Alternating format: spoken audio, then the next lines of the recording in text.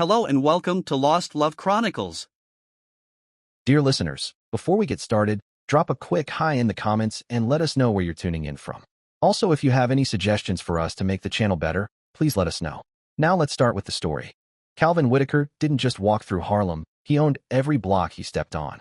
At 32, he had the kind of presence that made other men step aside and women take notice. 6'2" with shoulders broad enough to carry the weight of his neighborhood's respect, Calvin had built himself from nothing into something that mattered. He moved like a man who knew exactly who he was and what he was worth. Every nod from a corner hustler, every respectful glance from a rival crew, it all said the same thing: that's Calvin. Don't play with him. People spoke his name with a mix of fear and admiration. The barbershops told stories. The bodegas played his favorite tracks when he walked in. Even the cops knew not to come at him without backup or a plan. In his circle, Calvin wasn't just respected. He was the standard. "Yo, see, you hitting the spot tonight?" his boy Dre asked one evening, pulling up in a blacked-out Charger. Calvin smirked, sliding his Cartier shades down just enough to show his eyes. "Nah, not tonight. Got plans." Dre laughed, already knowing what that meant. "Bianca again?" Calvin didn't answer. He didn't have to. His silence said everything. Because Bianca Morales was the kind of woman who could make a player forget his own rules. And when Calvin fell, he fell hard enough to shatter everything he thought he knew about himself. He was a player in every sense of the word. He had 3 different women he'd take to 3 different restaurants on 3 different nights of the week. Mondays were for Kira's Steakhouse uptown.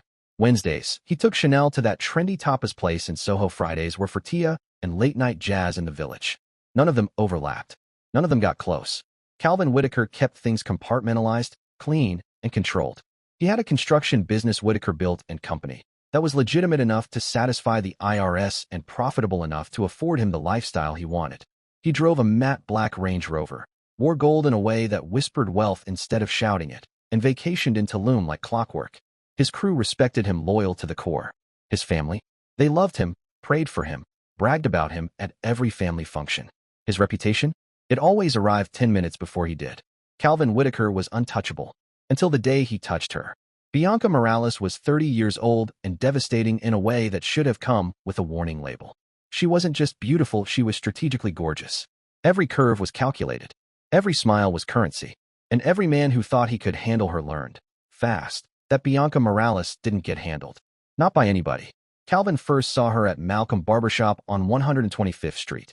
She wasn't there for a cut, she was there to collect. Her 10-year-old son Travis's father had been ducking child support payments again, and Bianca had cornered him in public, pressing him with the kind of poise that drew a silent crowd. "You always broke when it's time for your son, but never broke when it's time to floss for strangers," she said, arms crossed, voice sharp. Travis's father tried to defend himself, but Bianca wasn't having it. She didn't yell. She didn't flinch. Her words were ice-cold steel. Watching her, Calvin felt something unfamiliar tighten in his chest. When it was over, and the man all but shrank out the door, Calvin stood up from his chair, brushed the loose hairs from his cape, then walked over. "Excuse me," he said, his voice steady but tinged with something different, something real. "You handled that real smooth. Most people would have been screaming." Bianca turned to him, eyes cool and curious. She looked him up and down, taking inventory. The expensive construction boots, the clean fade, the leather band on his Rolex that matched his belt, and then his stance, the way he stood like he owned the floor beneath him. She liked what she saw. "Most people don't know how to get what they want without losing their dignity," she replied, her Brooklyn confidence turning every word into a challenge. And that's when it happened. That's when Calvin Whitaker, the player who'd never been played, fell completely and hopelessly in love. What happened next was a masterclass in how a smart man can make stupid decisions when his heart gets involved. Calvin, who'd never spent more than $300 on any woman, dropped $2,000 on Bianca's first birthday gift. Calvin, who had never introduced any woman to his family, brought Bianca to his grandmother's Sunday dinner after knowing her for just 3 weeks. His grandmother, Miss Thelma, side-eyed Bianca from the kitchen doorway, then whispered to Calvin as she passed him a tray of candied yams. "You bringing company now? Must be serious." Calvin just smiled. "She's different, Grandma." And he believed that. The man who'd built his entire reputation on never catching feelings was now walking around Harlem, holding Bianca's hand like a teenager with his first girlfriend. It wasn't just infatuation, it was transformation. One evening, they lay on his leather couch, the city lights flickering outside the tall windows of his apartment. Her head rested on his chest, her legs tangled with his. "You know what I like about you," Bianca said, fingers lazily tracing the line of his jaw. "You're not trying to impress me. You're just real." If Calvin had been thinking clearly, he might have recognized that line for what it was, the same line every player used when they were trying to make someone feel chosen. But Calvin wasn't thinking clearly anymore. He was thinking with his heart. And his heart was telling him that Bianca Morales was the missing piece he didn't even know he was looking for. Within 6 months, Calvin had moved Bianca and her son, Travis, into a beautiful house in Queens. He went from being the man who collected hearts to the man who gave his life completely to one. And Travis, he embraced that boy like he was his own flesh and blood. He taught him how to throw a football, helped him with math homework, showed up to his school events like he'd been there since day one. "Pops," Travis would call him, usually while tugging at his arm, flashing a gap-toothed smile. And every time Calvin heard it, he fell a little deeper into the fantasy. This was his family, his life, his forever. But here's what Calvin didn't know. While he was building a family, Bianca was building an exit strategy. Because Bianca Morales had expensive taste and even bigger dreams. Dreams that no legitimate income could keep pace with. She loved Calvin, yes. But she loved the idea of financial security even more. And when Whitaker Built and Company couldn't keep up with her designer bags, luxury hair appointments, and fantasies of 5-star getaways to Miami and Dubai, she started planting seeds. One night, lying across his chest again, same spot, same view, Bianca ran her nails gently across his collarbone.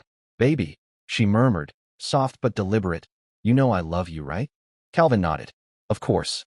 She sighed. "But love don't pay for the life I want us to have." That was the night she opened the door to her world. A world where fast money moved through underground networks. A world where people who knew the right people could turn thousands into hundreds of thousands almost overnight. A world where a legitimate construction business made the perfect cover. Calvin knew it was dangerous. Miss Thelma had raised him better. But when the woman you love starts slipping away because you can't give her what she wants, sometimes danger starts looking like necessity. Within a year, Calvin and Bianca were running a sophisticated operation that moved goods through construction sites across the city. Calvin's business became the perfect front. On the surface, Whitaker Built and Company was thriving, contracts coming in, crews on sites, trucks moving across boroughs with clockwork precision. But underneath the scaffolding and permits, a much darker engine was humming. And for the first time since they'd been together, Calvin had enough money to make Bianca smile the way she smiled in his dreams. She wore that smile to bed, wore it on shopping trips, wore it to brunches with friends who whispered behind champagne glasses. To Calvin, it meant everything. They were partners in everything, or so he thought. What he didn't know was that Bianca was already 3 moves ahead, playing a game he didn't even realize had started. And when the federal agents came knocking, Calvin would learn the hardest truth of all: the woman he'd die for had already decided he was going to.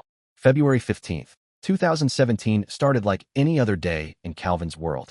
He woke up at 5:30 a.m., the city still dark and quiet, kissed a sleeping Bianca on the cheek, and whispered, "Back later, baby," before heading out to the construction site in Brooklyn. He believed he was building an empire. He had no idea he was walking into the last day of his freedom. The federal investigation had been building for months, but not in the way Calvin imagined. He believed they were ghosts, moving beneath the radar, operating with surgical precision. What he didn't know was that someone had been feeding information to law enforcement from the very beginning. Someone who knew the schedules, the methods, the weak spots. Someone who slept in Calvin's bed every night. At 2:47 p.m., Calvin's phone buzzed. "Bianca." He answered immediately. Her voice trembled not with fear, but something else. Something too controlled. "Baby, they're here," she whispered. "Federal agents. They're at the house with a warrant." Calvin's blood ran cold. "Where's Travis?" he asked. "He's at school." He exhaled, gripping the phone tighter. "Bianca, what do we do?" Through the window of his trailer, he could already see them black SUVs rolling in, doors opening, men in vests moving like wolves around the site. His crew was being questioned, their expressions tight. Clipboards, radios, weapons, everything about the scene screamed finality. Calvin didn't need to ask what they were looking for. He already knew. This was it. And this was the moment when Calvin's love for Bianca revealed the best and worst of who he was. He could have run. His truck was parked out back, hidden from view. He knew the side streets, the back roads through Brooklyn that could have had him on the highway in less than 10 minutes. He could have called his lawyer, could have cut a deal, named names, saved himself. Instead, he made a choice that would haunt him forever. "Bianca, listen to me carefully," Calvin said, eyes locked on the agents now approaching his trailer. "You were never part of this. You didn't know anything about the business. Whatever they ask you." A pause. A breath. "You tell them I handled everything. Alone." "Calvin, no." "Yes," he interrupted. His voice was steady, filled with the kind of certainty that only comes from loving someone more than you love yourself. "You have Travis to think about," Calvin said softly into the phone. "You can't go to prison. I won't let that happen." And in that moment, Calvin Whitaker signed his own death warrant. 20 minutes later, when the agents arrested him on-site at the construction trailer, he didn't resist. He didn't ask for a lawyer. He didn't even flinch as they read him his rights. He asked one question: "Are you going to arrest Bianca too?" The lead agent, a sharp-eyed man in a navy windbreaker with FBI stitched across the chest, met his gaze. "That depends on what you tell us," the agent replied, his voice calm but edged with implication. Calvin didn't hesitate. He told them everything they wanted to hear. With a composed tone and unwavering gaze, he painted himself as the sole architect behind the entire operation. He described the money laundering, the logistics, the shell companies, all of it. And every step of the way, he positioned Bianca as an innocent bystander. Just a girlfriend. Someone who cooked dinner, watched Netflix, and knew nothing of the business. He wasn't just protecting her reputation. He was, in his mind, saving her life. What Calvin didn't know was that Bianca had been building a very different story, one that didn't include saving him. The twist that made this story so devastating was simple and cruel. Bianca had been cooperating with federal agents for nearly a year. The investigation hadn't started because they slipped up. It had started because Bianca had been caught in a separate, smaller operation 6 months earlier, something Calvin never even knew about. Instead of facing prison time herself, she made a deal. She would give them information on Calvin's business in exchange for full immunity. Her original plan wasn't to destroy Calvin. Not at first. She thought she could feed the agents just enough intel to shut things down gently, quietly. That they could take what they'd earned, disappear, and start over somewhere warm and far away. But she underestimated how badly the federal government wanted a trophy. They pushed harder. They threatened to charge her as a co-conspirator. They brought up old charges on Travis's father, charges that could land him in jail too, leaving her son without either parent. Cornered and desperate, Bianca folded. And in folding, she gave them everything: files, names, dates, routes.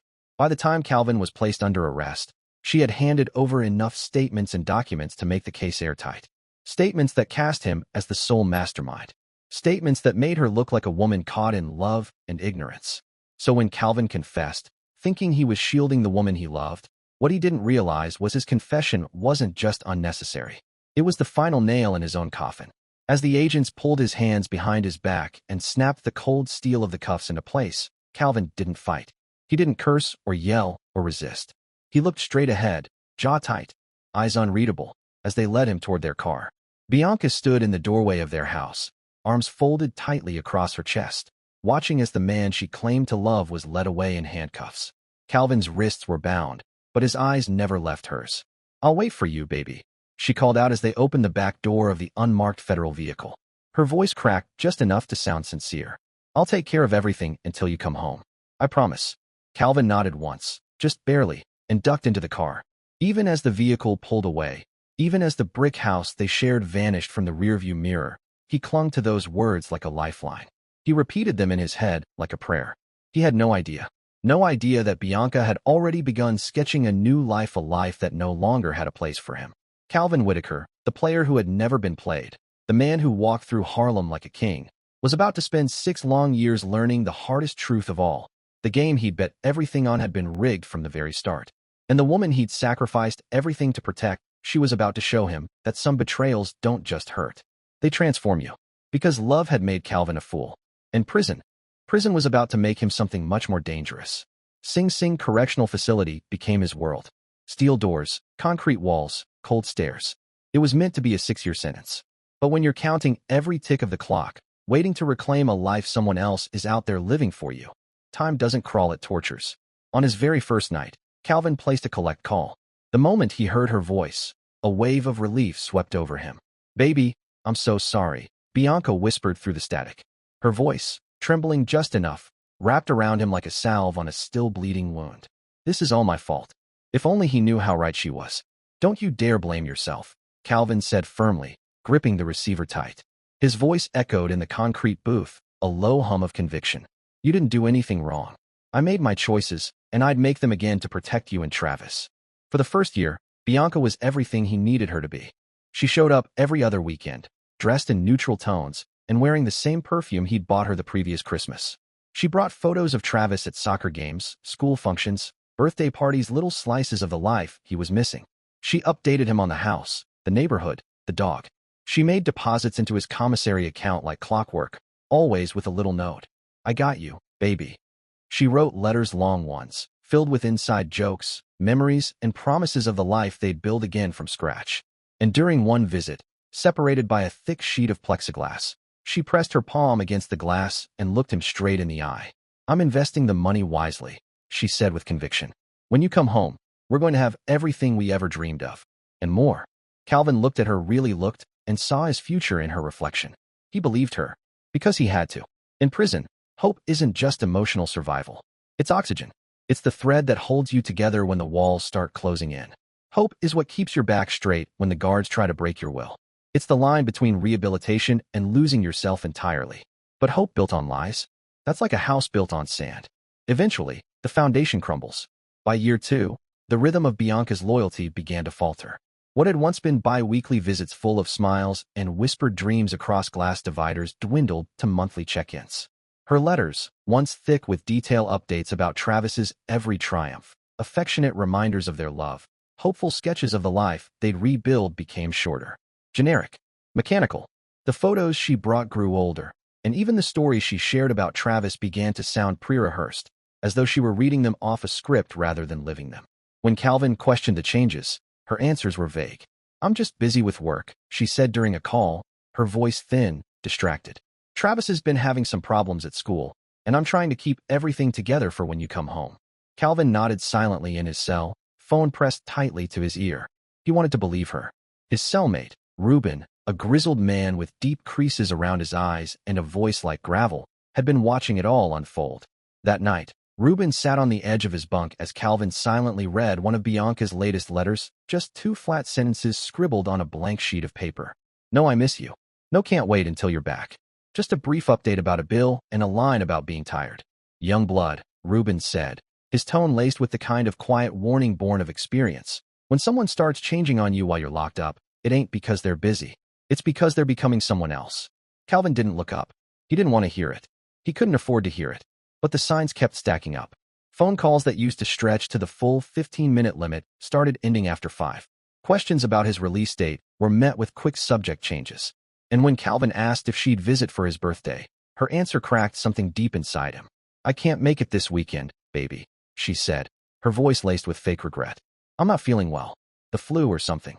Calvin didn't respond right away. He just stared at the receiver after the call ended. Then he called her number. 17 times. No answer. 3 days passed before she called him back. My phone died, she said casually. I forgot to charge it for a couple days. You know how I am with technology. Calvin didn't say much. He was learning to hear the space between her words, to read between the lies. The woman he had once trusted with his future, his freedom, was living a life that didn't have room for his phone calls anymore.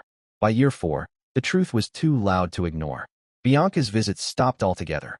Her letters were reduced to hollow cards. Happy birthday, Merry Christmas, signed with generic messages that felt like they could have been written to anyone. Then, his mother died. A sudden heart attack. Calvin was granted a 2-day temporary release to attend the funeral. Clad in his prison-issued suit and shackled at the ankles, he stood beside his mother's casket with hollow eyes. That's when he learned the first brutal truth about what Bianca had been doing with his money and his freedom. His Aunt Paula stood beside him as they gazed at the freshly turned soil. Her voice trembled with something more than grief. Son, she began slowly, carefully. I don't know how to tell you this. Calvin turned to her, his jaw clenched.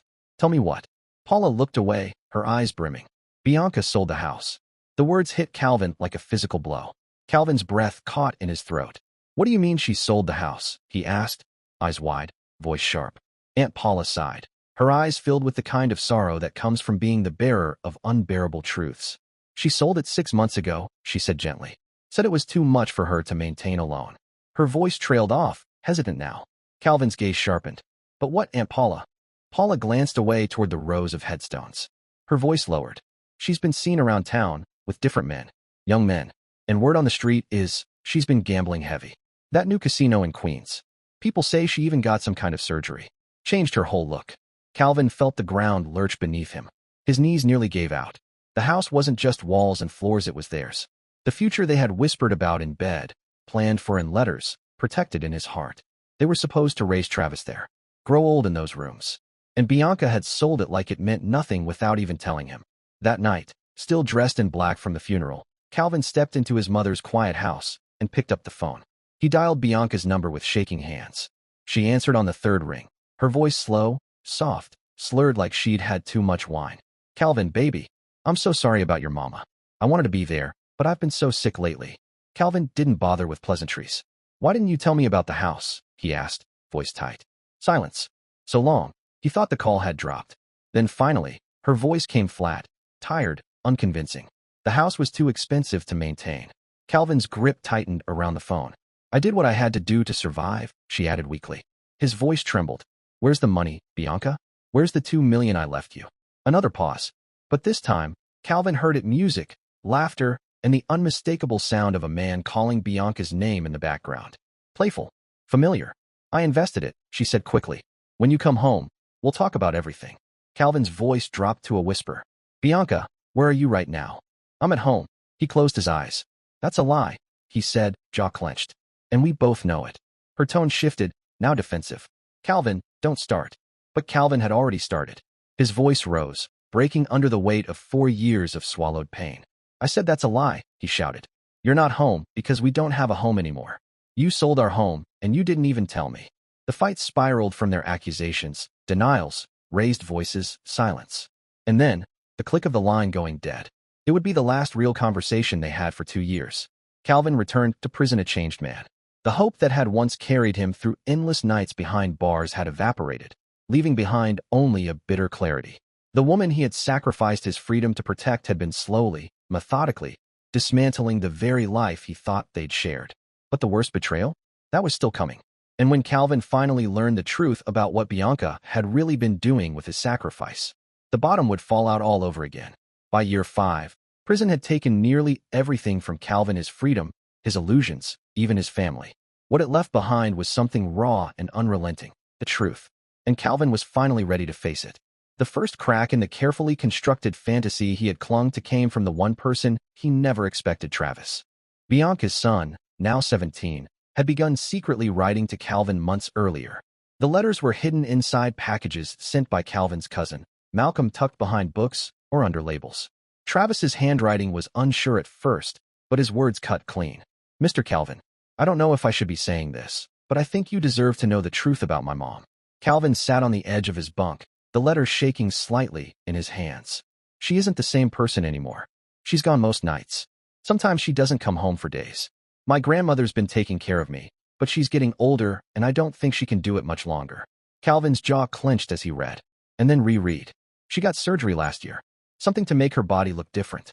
She spent a lot of money on it, and on clothes and jewelry. I asked her about you, and she just changed the subject. I asked when you were coming home. She acted like she didn't even remember your name." Calvin read that letter 17 times over the course of a week. Each time, it scraped another layer off the man he used to be. It wasn't just betrayal anymore, it was abandonment. Not only of him, but of Travis, too. That night, in the harsh silence of his cell, he picked up the phone and called his cousin Colette. The phone rang once, twice. Then, "Malcolm speaking." "It's me." Calvin's voice was hollow. A pause. "You all right, see?" Calvin took a breath. "Malcolm, I need you to tell me the truth. All of it. No more protecting my feelings." There was a long, heavy silence on the other end.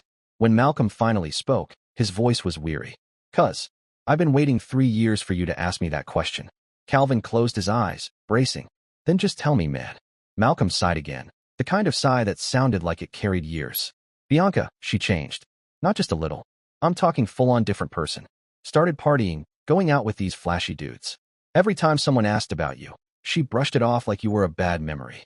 Calvin swallowed hard. "What about the money?" "Gone." Malcolm didn't sugarcoat it. "Most of it went fast. Clothes, cars, trips. And I heard some of it went into that surgery like Travis said. She said it was for a new start." Calvin was silent. The kind of silence that came just before a soul snapped in half. Then Malcolm said it. "Calvin, man, there's something else." Calvin's hand tightened around the prison-issued phone receiver as Malcolm's words echoed in his ear. "Something I really didn't want to tell you over the phone, but I can't let you come home blind to what really happened."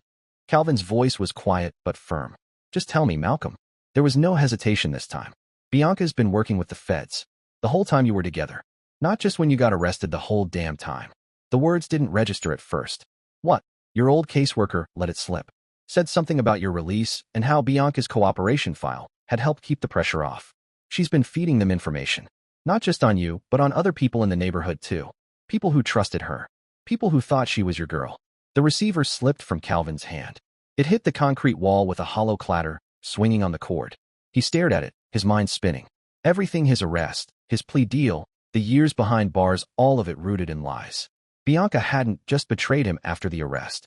She'd been betraying him from the very beginning. That night, Calvin didn't sleep. He lay on his bunk in the dim, flickering light of the cell block, eyes locked on the stained ceiling, seeing nothing but scenes from a life that now felt foreign. The night they first met. The whispered promises. The look in her eyes when she told him she loved him. All of it replayed through this new, brutal lens. October 12, 2023. After 6 years, 2 months, and 14 days, Calvin Whitaker stepped through the gates of Sing Sing Correctional Facility. He carried his entire life in a brown paper bag, a pair of scuffed boots, a tattered photo of Travis, and a folder of prison documents. He wore jeans that hung loosely from a frame that had hardened over time, and a sweatshirt faded from too many washes. His cousin Malcolm was waiting at the curb, leaning against a used sedan, his expression caught somewhere between relief and concern. He opened his arms. "Welcome home, cuz." Calvin accepted the hug stiffly, his posture still military tight. There was no warmth in his eyes. "You look good," Malcolm said carefully. Calvin nodded once. His face was older, more angular. Prison hadn't just taken years, it had reshaped him. His body was leaner, stronger, but there was something in his eyes now that hadn't been there before. A stillness. A chill. The old Calvin, the smiling, fast-talking player, was gone. What was left was something colder. Sharper. More dangerous. As they pulled out onto the road, Malcolm glanced over. "How you feeling?" Calvin kept his gaze on the passing streets. "Empty," he said. "Like I died in there, and I'm just now finding out." They drove in silence for a while. The city outside the window felt unfamiliar. Faster. Louder. As if time had chosen not to wait for him. Malcolm finally pulled into a quiet side street in the Bronx and parked outside a small brick building. "It's not much," he said as they got out. "But it's yours. Clean. Decent. Got what you need to start fresh." Calvin looked up at the apartment building. No lights in the windows. No sound from the street. "It's not near Queens," Malcolm added, unlocking the door. "Didn't want you anywhere close to where Bianca had last been living." As they climbed the narrow stairs to the second-floor apartment, Malcolm kept his tone casual, trying to ease the weight of the moment. "I found you a job," he said, pausing just long enough for Calvin to register the words. "Construction gig in Manhattan. The foreman knows your situation and he's willing to give you a chance." Calvin nodded, his face blank. His body was present, but his mind was elsewhere. "Thanks," he muttered. But it wasn't work that consumed him. When they reached the top of the stairs, Calvin stopped. His voice came low and direct. "Where is she, Malcolm?" Malcolm froze. He had been waiting for this question, dreading it, but the moment still hit like a hammer. "Calvin, man, you need to focus on rebuilding your life. She's not your problem anymore." Calvin's eyes locked onto his cousin's, and when he spoke again, the cold weight behind the words made Malcolm stop walking. "Where is she?" There was no negotiating. No sidestepping. Malcolm looked away and gave a slow, reluctant nod. Calvin spent the first week of freedom with calloused hands from the construction site by day and bloodhound instincts by night. He asked around, pulled old favors, listened when people whispered. It didn't take long.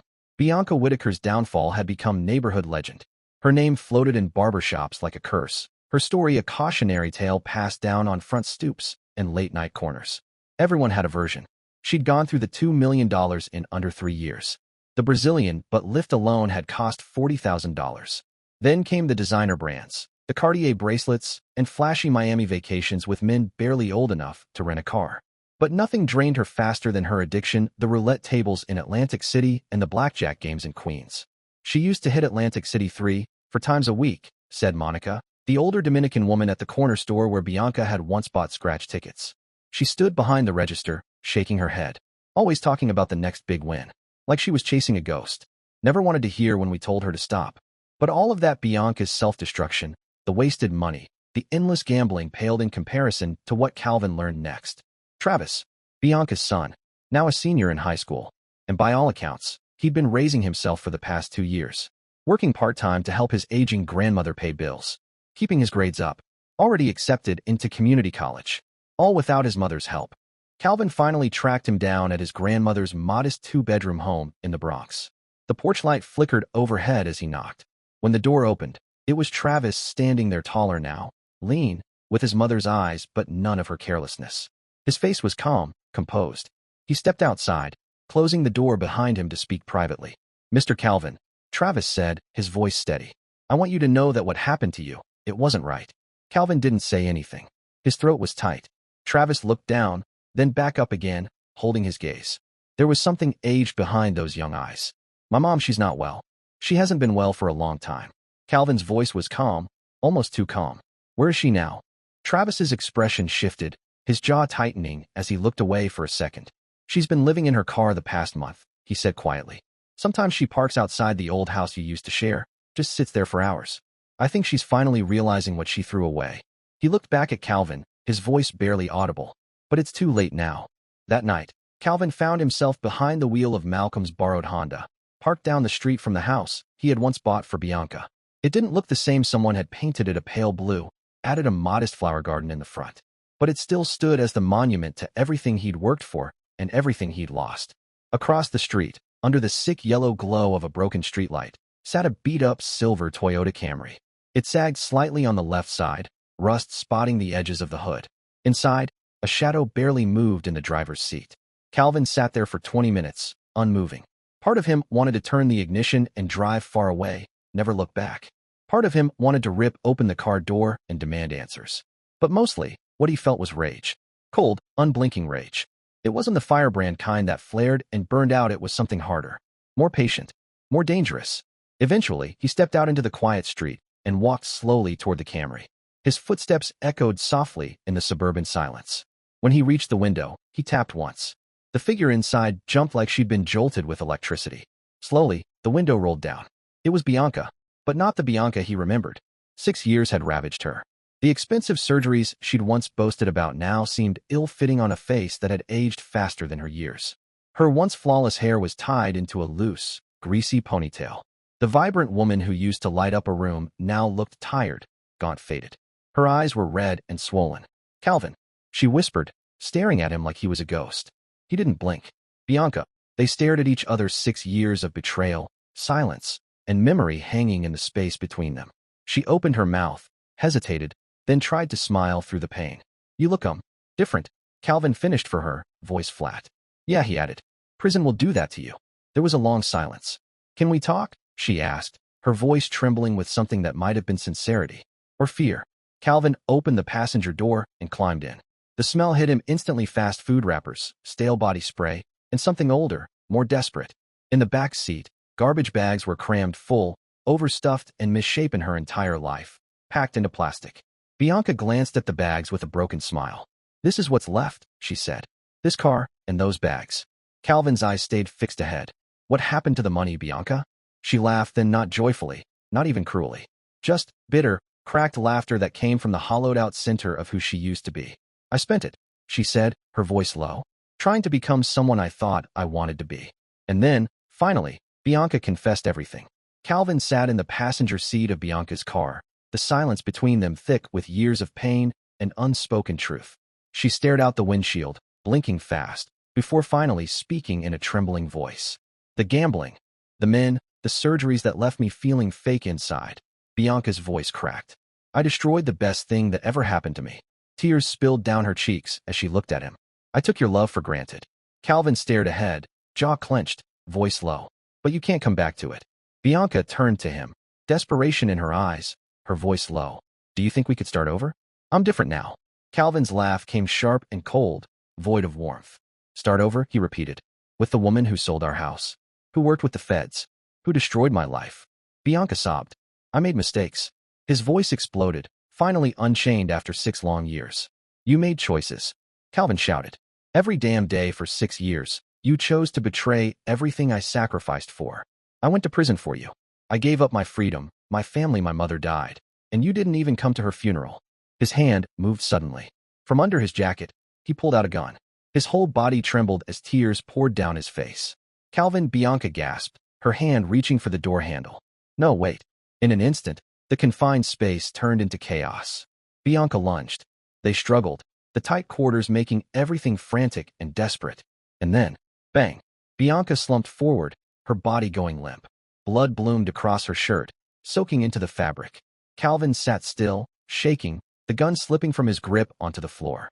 For minutes passed. He didn't move. Sirens grew louder. When the police arrived and yanked the door open, Calvin didn't resist. As they cuffed him, he said only one thing, through his tears. I loved her more than life itself, and she killed me for it. So I returned the favor. The story exploded online within hours. Social media split down the middle. Some called Calvin a broken man, pushed too far by betrayal. Others labeled him a murderer, claiming his actions were the ultimate act of control. The trial moved quickly. Calvin pled guilty to voluntary manslaughter, taking full responsibility for Bianca's death. But he insisted, I didn't mean to kill her. I just broke. His defense attorney argued that years of betrayal, manipulation, and emotional abandonment had fractured his ability to think rationally. The prosecution painted a darker picture that Calvin had planned Bianca's death the moment he learned the full extent of her betrayal. The truth, like always, sat somewhere in the middle. The court sentenced Calvin to 15 years in prison, with eligibility for parole in 10. He would be 49. As officers led him away in cuffs, Travis sat in the courtroom gallery, older now, wiser, quieter. He watched the man who'd once been a father to him disappear behind bars once again. Today, Calvin sits in a different prison cell, serving a different sentence. The man who once walked Harlem's streets with swagger and confidence, who once commanded respect with a nod or a whisper, now sat in a sterile counseling room, wearing a prison-issued sweatshirt and sneakers that barely clung to their soles. The walls were pale, the lights dim, but not enough to hide the haunted look in Calvin Whitaker's eyes. He stared at the floor, fingers clenched together as he spoke to a therapist who was too young to understand what Harlem had once meant. I thought love meant sacrificing everything, Calvin said, his voice low but steady. That real love meant protecting someone no matter the cost. But now, I think real love means letting people make their own choices, even when they hurt you. The therapist, a woman with soft features and a patient tone, leaned forward. And what would you say real love looks like now to you? Calvin exhaled, the breath long and bitter. It means walking away when staying becomes toxic. It means knowing when to stop giving pieces of yourself to someone who's just going to burn them. It means not going to prison to protect a lie. But those lessons had come too late. Too late to save Bianca Morales.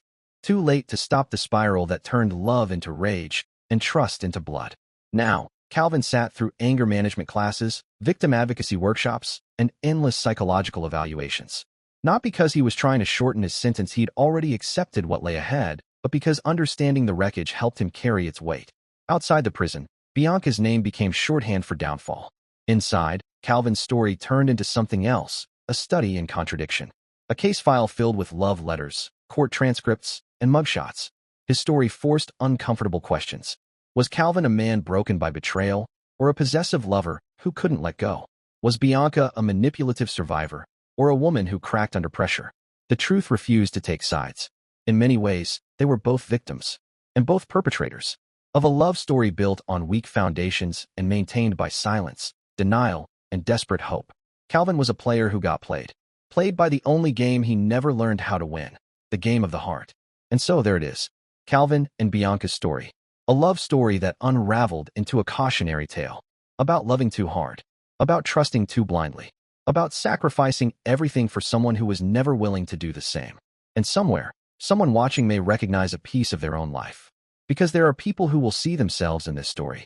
Dear listeners, please share your thoughts in the comments section below and don't forget to like, share, and subscribe.